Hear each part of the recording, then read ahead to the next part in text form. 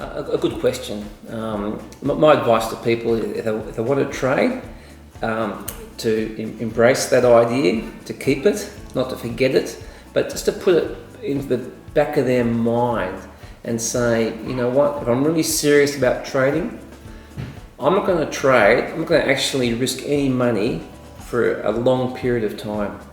That may be 6 months, maybe 12 months. Because I can tell you from my experience that the majority of people who actively trade lose their money.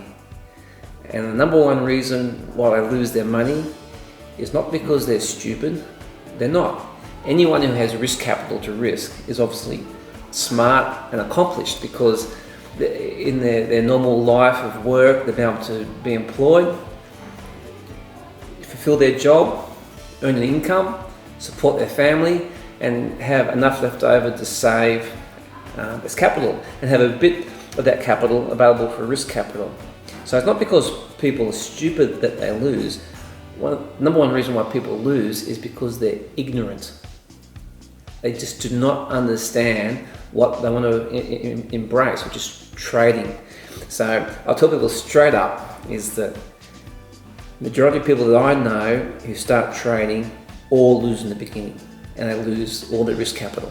Okay, so I've been in the markets for over 30 years now, so I would hope that you would respect my experience and ask yourself, if Brent Penfold can share with me, with his 30 years of experience, that everybody who starts trading over a period of time eventually lose all their risk capital, why do I think I'm so clever that I can start trading and make money? Now, if you can, if you have superhuman powers or you have something unusual, then fair enough, you could be the unique one, right? But I'd say that you're probably like me, just a normal person. We have the same ambitions. We want to look after our family. We want to do well, and that's basically it. So if we're like similar people, then I'd suggest that if you want to trade and you begin trading tomorrow, you will eventually lose your money within probably 3 months. So I'd say embrace the idea, keep it. You know what, diarise it. Don't want to start trading for 6 months, maybe 12 months. In the meantime, you have to educate yourself and find out why people are so ignorant. And of course, I would recommend people get a copy of my book, which is called The Universal Principles of Successful Trading. And I can tell you that I'm very proud of the book, and you'd expect that because it's my book, but it's been well received around the world.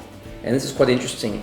My book is about trading, and yet within its pages, I do not share or teach one trading strategy.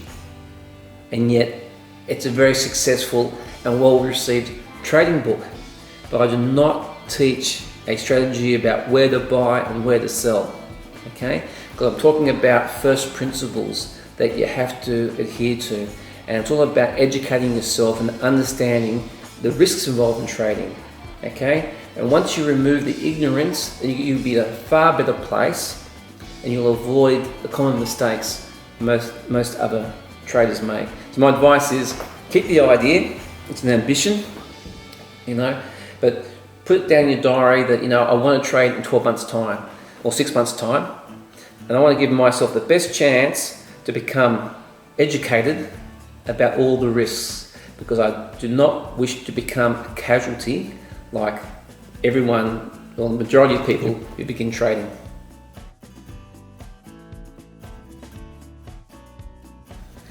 Most people have grown up with their mum and dad watching the evening news, and there's always like a finance report or a business report, and it talks about Nippon share price going up and down, talking about the Nikkei index going up and down, so we're familiar with it. So that's probably a big advantage for the equity markets, is that you are familiar with these big Japanese companies, Sony, Nippon, Japanese airlines. So you feel comfortable buying and selling that. So that's its biggest advantage. However, a problem with the equity markets is that, believe it or not, in terms of comparative market comparisons, equity markets are very small compared to other markets.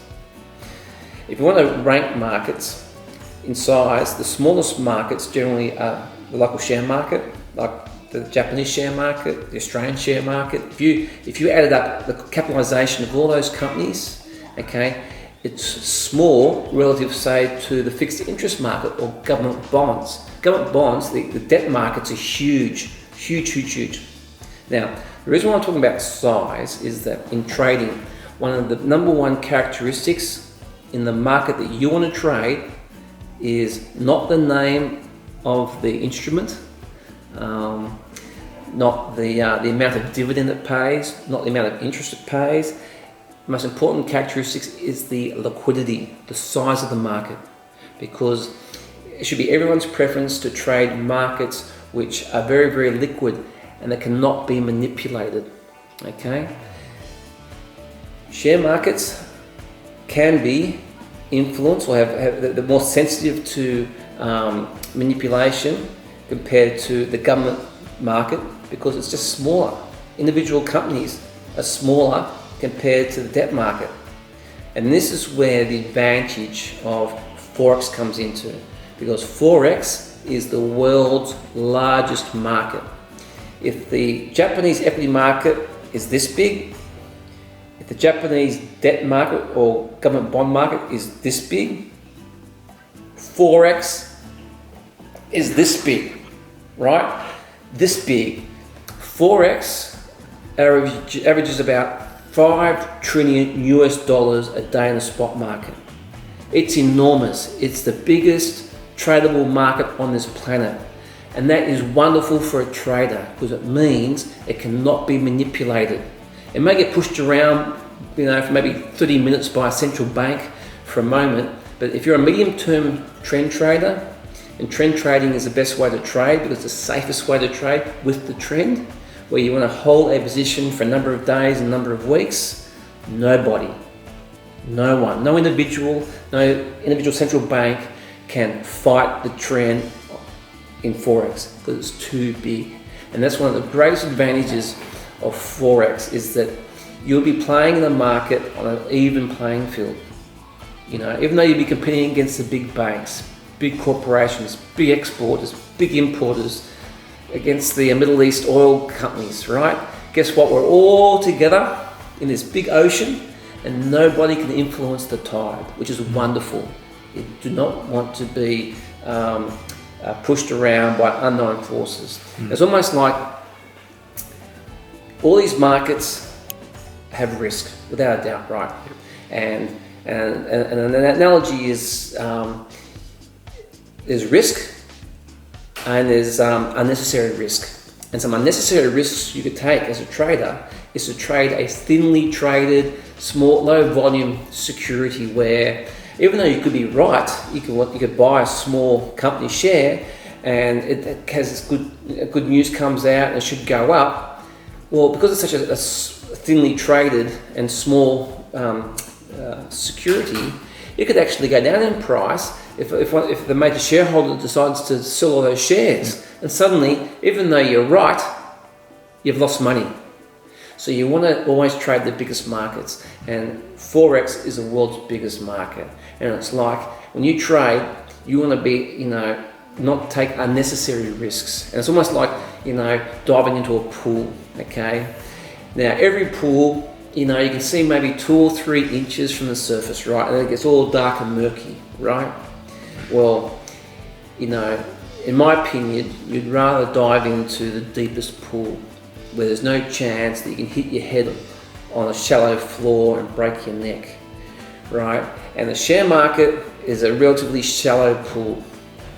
Government bond markets is a huge market, so I can't see ever, having problems getting out of the bond market. It's such a big market. But you know what? If you have the opportunity to dive into the deepest pool where there's no chance of breaking your neck in terms of being caught in positions, which is the Forex market, that's where you want to go. because Forex is it's the world's biggest market, and it's the safest market of trading that has got the most liquidity. And in trading, it's always easy to get into a position, right? That's easy. What's hard is when you're wrong, you want to get out. You want to limit your losses. And that's why it's really important to trade the most liquid, deepest markets, and that's Forex. And a little share market, even though it's very familiar with most people because we've grown up watching the news at night with mum and dad, well, don't be fooled. The share market, in terms of relative size, is very, very small compared to Forex. And if you want to become a successful, active trader over the long term, you should be trading the deepest markets where trends last for a long time, and you can't be manipulated by outside forces that can change directions for a few days because it's too big to be pushed around.